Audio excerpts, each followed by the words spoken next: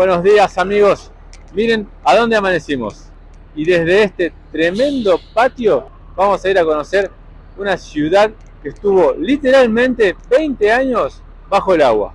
Acompáñennos y quédense ahí, no se muevan de esos asientos, vamos a conocer esta tremenda ciudad que tiene una tremenda historia.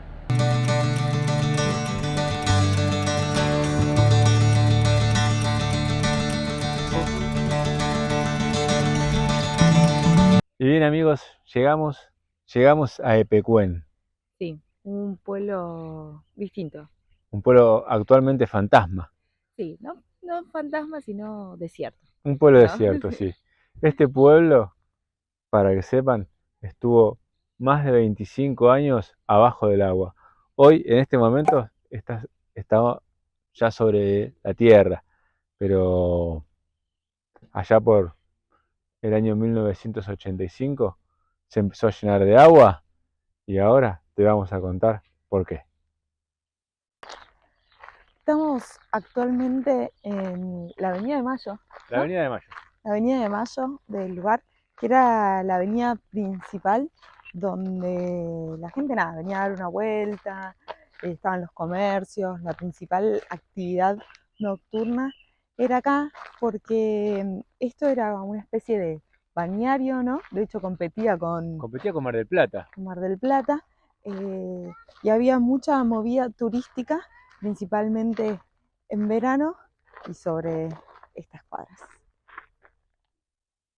Había una población estable más o menos de 1.500 personas, y el pico máximo eran más o menos 25.000 turistas cada verano.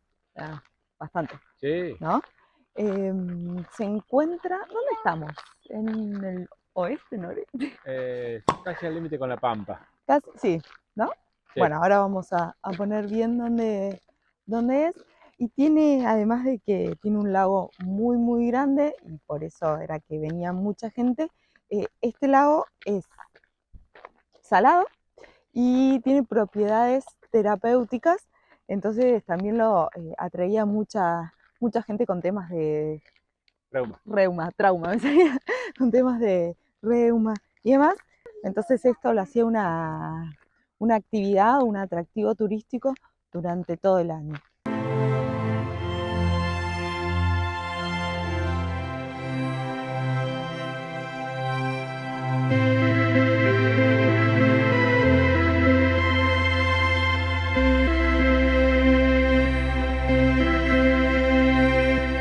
Seguimos Recorriendo. recorriendo, la verdad que Es tremendo, parece sí, Kosovo, después de o Hiroshima, o alguna de esas ciudades devastadas por la guerra mundial. es raro. Es tremendo.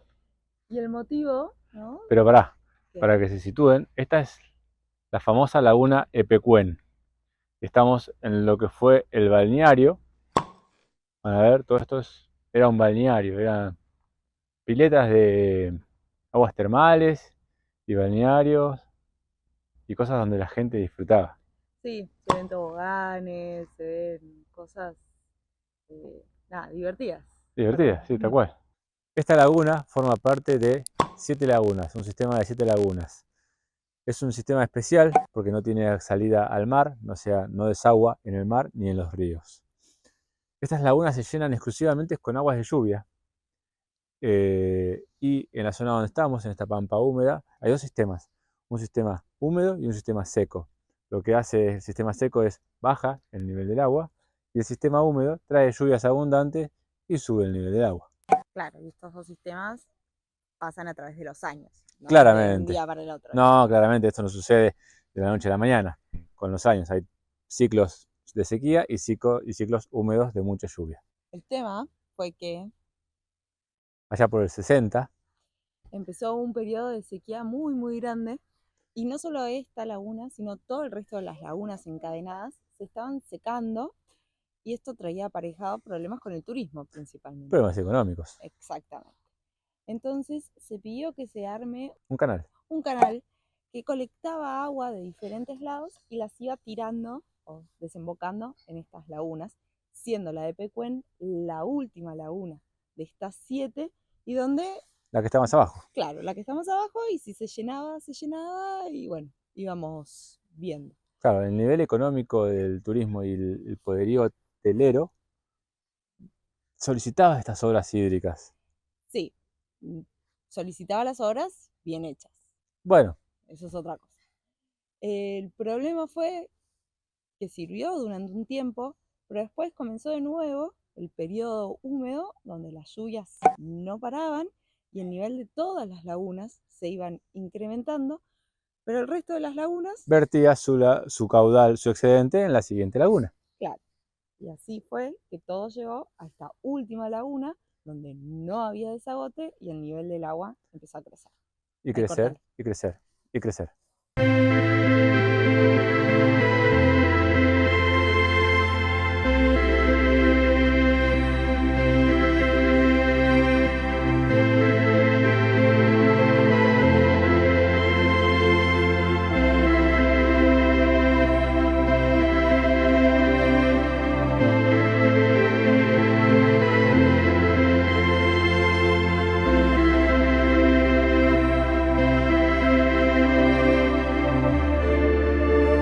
En ese entonces el agua empezó a crecer y no tenían un sistema de contención o algún sistema para sacar el agua. Entonces crearon el terraplén, que es este parte que se ve acá, y eso evitó por cierta cantidad de años que ingrese el agua a la ciudad. Más o menos el agua crecía entre 50 y 60 centímetros por año, y los vecinos, algunos vecinos, empezaron a alertar esto, ¿no? Y empezaron a levantar la mano frente a diferentes autoridades. En 1976 se paran directamente las obras del canal, que seguía en construcción, pero que seguía llenando estas lagunas, y comienzan, ¿no?, los problemas.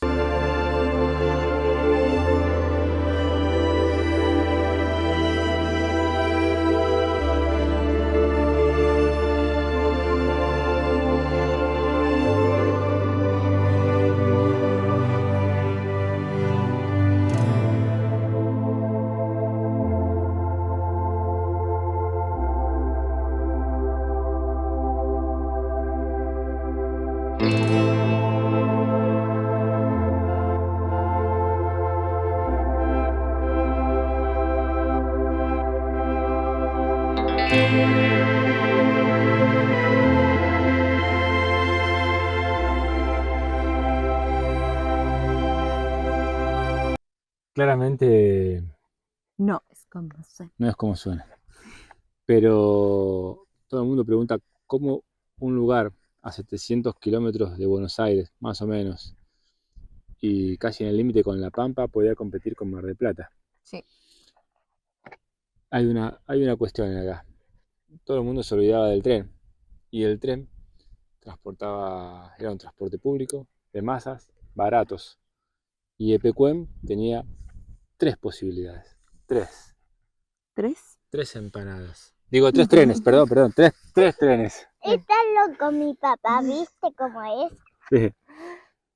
El tren Ferrocarril Oeste, ¿sí?, que era el que llegaba hasta aquí, hasta el lago de Pecuén.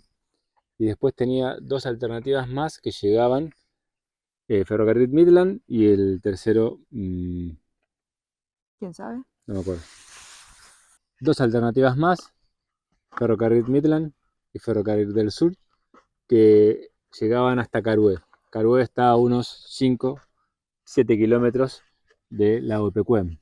Sí, y de allí tomaban taxi. Y allí tomaban taxi, sí, pero la cantidad de gente que llegaba en la época de veraniego era, Ay, acá no sé también si se multiplicaba por 20, porque la población estable era de más o menos 1.000, 1.500 personas, sí. y podían llegar 25.000 personas en época de verano. Era tremendo. Una de las cosas que sucedía en la época era que el crecimiento turístico de la ciudad había tenido tanto auge que los bancos no tenían capacidad física para guardar el dinero. Entonces los camiones de caudales desfilaban día tras día para llevarse el dinero de los bancos hacia las reservas, hacia las bodegas de Bahía Blanca.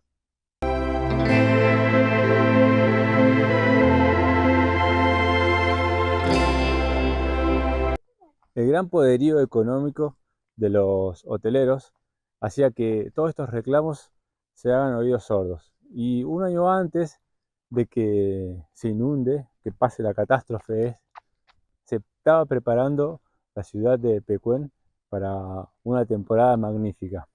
Todo el mundo decía que el nivel del agua era tan alto que iba a romper el terraplén. Pero los políticos obviamente hicieron oídos sordos a estos reclamos.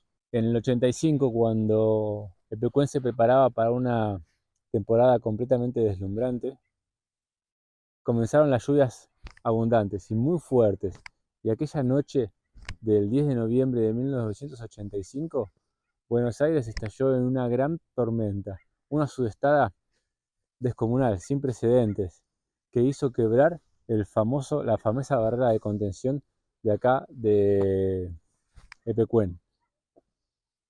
Comenzaron a sonarse las alarmas y los vecinos comenzaron a evacuar el pueblo. Imagínense el terror de esa noche.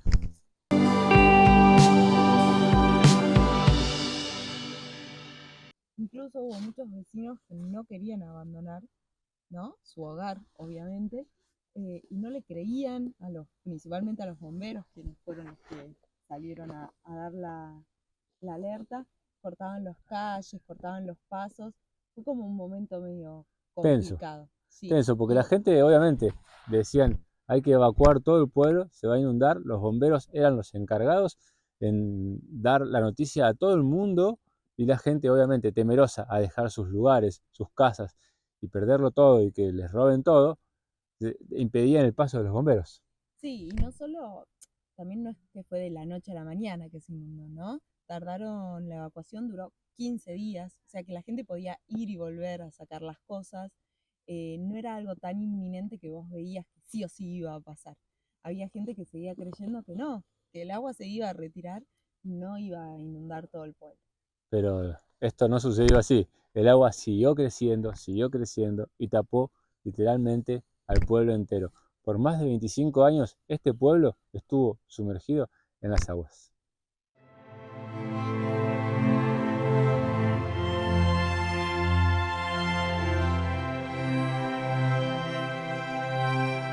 Este es el tanque de agua que abastecía todo el complejo veraniego de aquí de la zona. Miren la altura, debe tener más de 20 metros el tanque, y a la altura a la que llegó el agua, quedó toda la ciudad literalmente abajo del agua.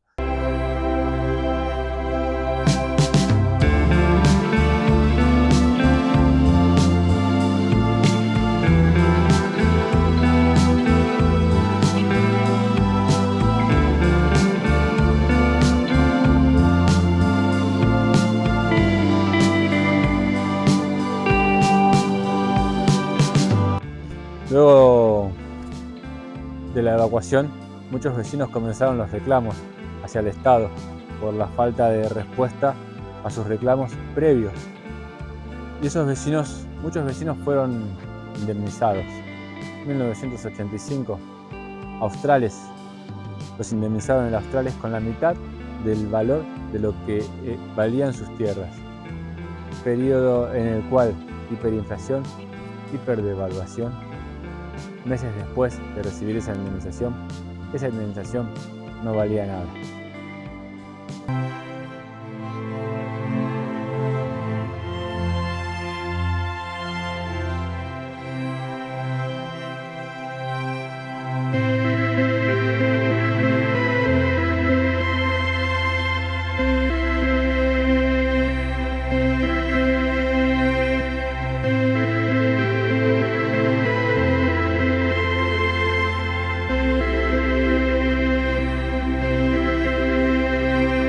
Un poco de la historia, ¿no?, del cementerio, que es compartido también con el poblado de Carué y con varios poblados cerca, porque están como a como a 10 kilómetros más o menos, ¿no? Sí. De la ciudad de Pecuén. Nadie creía que el agua iba a llegar hasta acá, a pesar de los avisos.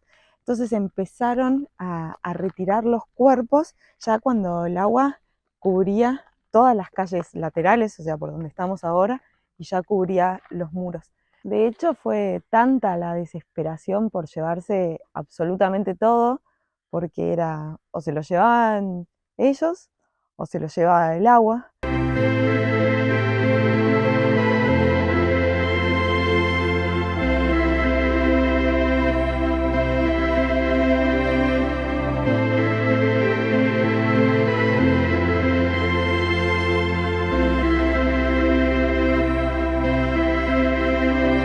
Suena feo, pero ponerse en el lugar, ¿no? De que cuando venía el agua no sabes dónde iban a parar los restos de un ser querido.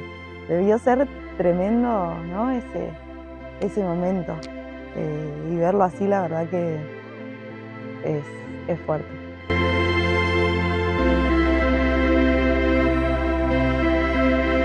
Nos encontramos frente al Icónico. a un emblema, ¿no? Del lugar que es el matadero.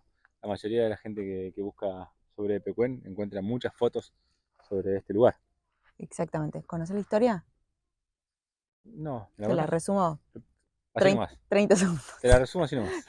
El matadero fue inaugurado en 1938, más o menos. Fue otra de las obras de nuestro gran amigo Salamone. Francisco Salamone, exactamente. Que una de las principales obras es la de, no sé si principales, pero una gran obra es la del el ingreso al cementerio de Saldungaray, que si no vieron ese capítulo, vayan a verlo. Vayan a verlo. Exactamente. Pero él hacía muchos de estos tipos de mataderos. Se inaugura, además, lo particular, o lo distinto de lo que conocemos, es que esto era de parte del Estado y era como que lo alquilaban, ¿no? Venían los carniceros con su... Gracias. Sí, me da un poco de impresión.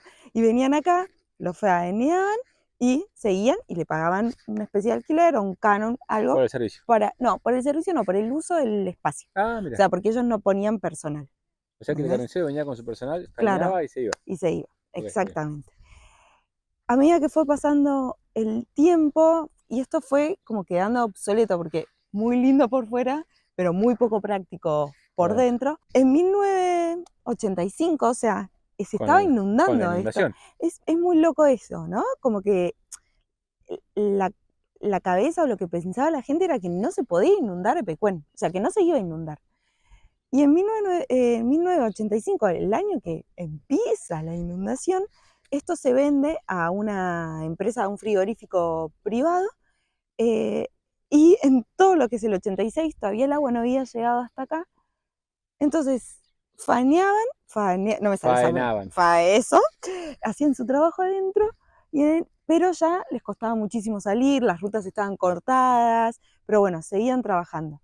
Ya llegó un momento que se dieron cuenta que el agua iba a llegar, entonces mitad del tiempo lo dedicaban en la faena y mitad del tiempo sacando las cosas, como en todo el resto de los lugares, ¿no? Claro. Para llevárselas y trasladar el matadero a otro lugar. Desde ese momento se inunda, queda también más o menos 20 años bajo el agua y es abandonado, digamos, por los dueños. Hoy es considerado ya patrimonio histórico, incluso de las ruinas de acá del lugar. De acá, sí, de la provincia.